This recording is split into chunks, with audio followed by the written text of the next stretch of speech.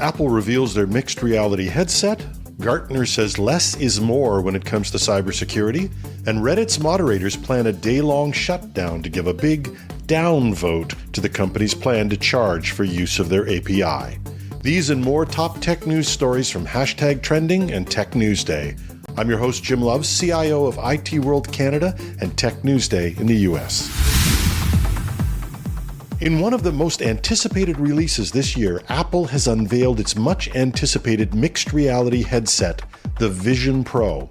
This device, resembling a set of futuristic ski goggles, allows users to overlay digital content onto the real world and is controlled using voice, eye gaze, and hand gestures.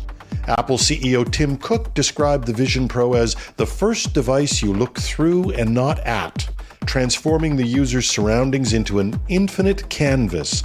The headset, priced at $3,499 US, is powered by an M2 processor, a new R1 chip designed for mixed reality devices, and a new Vision OS operating system. The Vision Pro can create photorealistic avatars for video conferencing and display a variety of virtual windows with 4K resolution. It can also capture immersive spatial photos and spatial videos, allowing users to relive moments in time. Apple has promised 100 games available at launch and showcased early ideas from Disney, including enhanced viewing of sports and movies and interactive experiences. Despite the excitement, Apple faces challenges, including the nascent state of components needed for such devices and a tech world whose attention has largely shifted towards AI.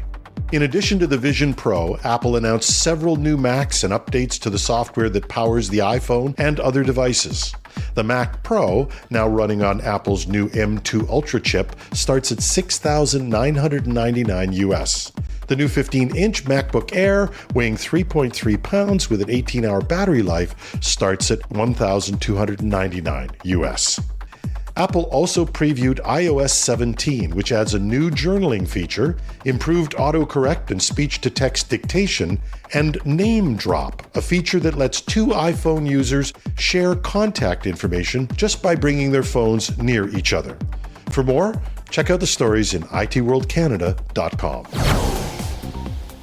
Microsoft has confirmed that it has restored its online services after an outage that affected thousands of users of its 365 software suite, including Teams and Outlook, for just over 2 hours. The outage, which caused significant disruption, highlights the dependency of businesses and individuals on cloud-based services. Microsoft 365, a suite of productivity tools, is used by millions of people worldwide, making any downtime a major issue. Microsoft has had at least 3 outages since the beginning of the year. OpenAI CEO Sam Altman has highlighted the potential for Israel to play a huge role in mitigating risks from artificial intelligence. Altman, who has been meeting with global leaders to discuss the opportunities and threats of AI, sees potential investment opportunities in Israel, even as the country debates how to regulate technology behind ChatGPT. Altman's comments come during his visit to Israel, a country recognized by a Stanford University study as being among the top 5 for significant machine learning systems and concentration of AI skills. He expressed optimism about the focus and urgency he has seen from world leaders in addressing the risks associated with AI. While visiting Microsoft's R&D center in Israel, Altman hinted at the possibility of OpenAI opening a local office, stating that the company is exploring various investment options in the country. He also addressed concerns about AI's impact on jobs, asserting that there will always be jobs for humans, although the jobs of the future may look vastly different from those of today. The rapid development of generative AI, such as OpenAI's ChatGPT, is prompting lawmakers worldwide to formulate regulations to address safety concerns related to the technology. Altman emphasized the importance of striking a balance between fostering innovation and ensuring responsible use of AI. In a phone conversation with Israeli Prime Minister Benjamin Netanyahu, the two discussed the opportunities and challenges facing Israel and the world in relationship to AI, as well as potential cooperation to develop the AI field. Toyota disclosed another data exposure incident, revealing that hundreds of thousands of vehicles had data exposed due to a cloud misconfiguration. This comes on the heels of an admission 2 weeks ago that a similar issue exposed information on more than 2 million vehicles in Japan for over a decade. The recent company-wide assessment of all its cloud environments uncovered several instances where customer information was potentially accessible by those outside the company. One such instance affected about 260,000 customers, exposing in-vehicle device identification numbers and map information from the car's navigation terminal. Reportedly, this information did not reveal or identify any individual customer and could not be used to access the vehicle. The breach affects customers who subscribe to G-Book with a G-Book MX or G-Book MX Pro compatible navigation system, and some customers who subscribe to G-Link or G-Link Lite and renewed their Maps on Demand service between February 9, 2015 and March 31, 2022. Another data exposure involved files Toyota manages in cloud environments for overseas dealer maintenance and investigation of systems.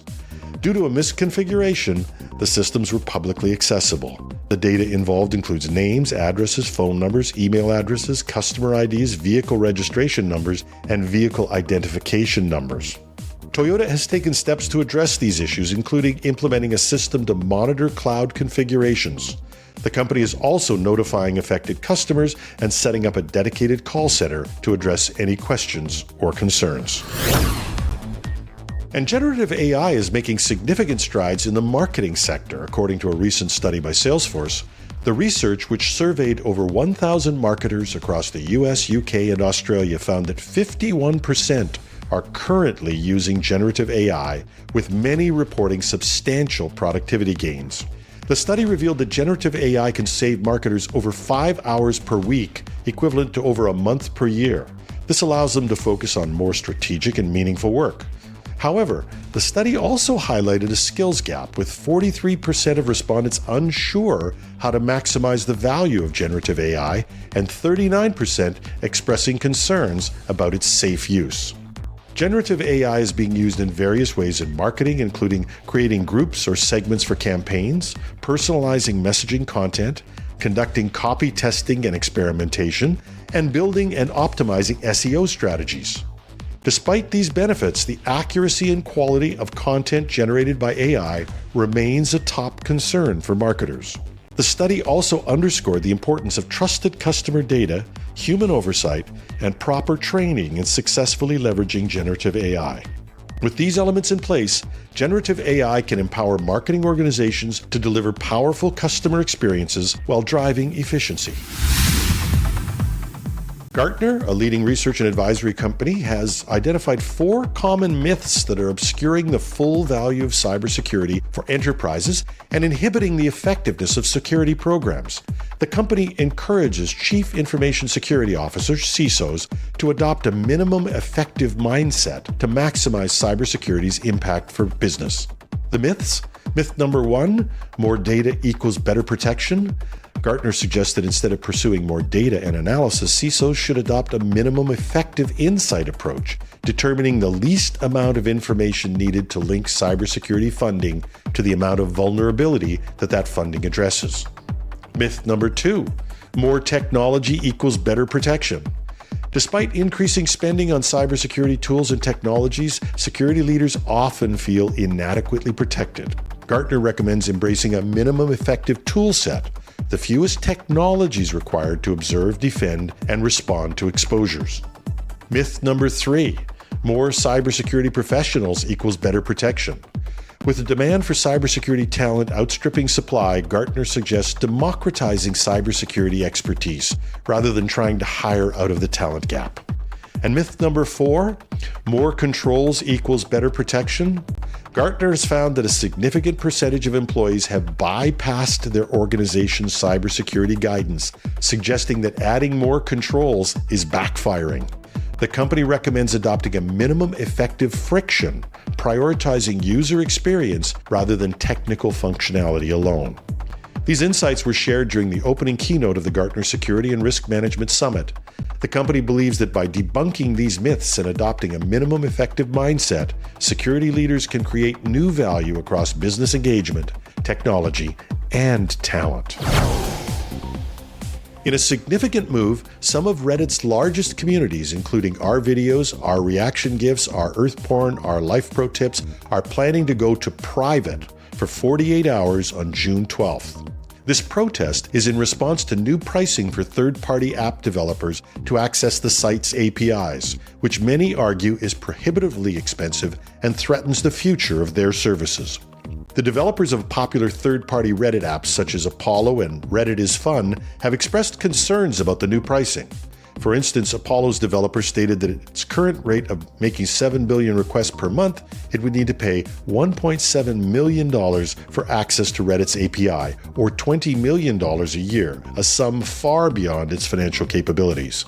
However, a Reddit employee argues that the new API charges should be affordable if third-party apps are efficient with the API calls they make. The employee stated that the pricing is 24 cents per 1,000 API calls, which equates to less than $1 per user monthly for a reasonably operated app. The potential loss of third-party apps is particularly concerning for subreddit moderators, who often rely on these tools to manage their communities. They argue that these apps offer superior moderators tools, customization, streamlined interfaces, and other quality-of-life improvements that the official app does not offer. The open letter from the moderators also raises concerns about the ability of third-party apps to show ads, a key source of revenue, and new restrictions that would prevent NSFW, not safe for work content, from being made available via the API. The protest comes as Reddit is reportedly planning to go public later this year, which could explain the restructuring of fees for API services. And that's the news for today.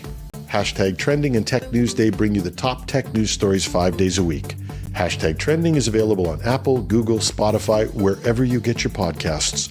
Tech News Day is a video cast on YouTube that also has a daily edition. We have a special weekend interview version where we bring in guests to talk about tech issues in the news. It's called Hashtag Trending, the Weekend Edition, an audio podcast which goes to air on Saturday morning for your weekend listening. We love your comments, and don't be shy. You can find me on LinkedIn, Twitter. I'm also on Mastodon as @TheRealJimLove on our server, technews.social.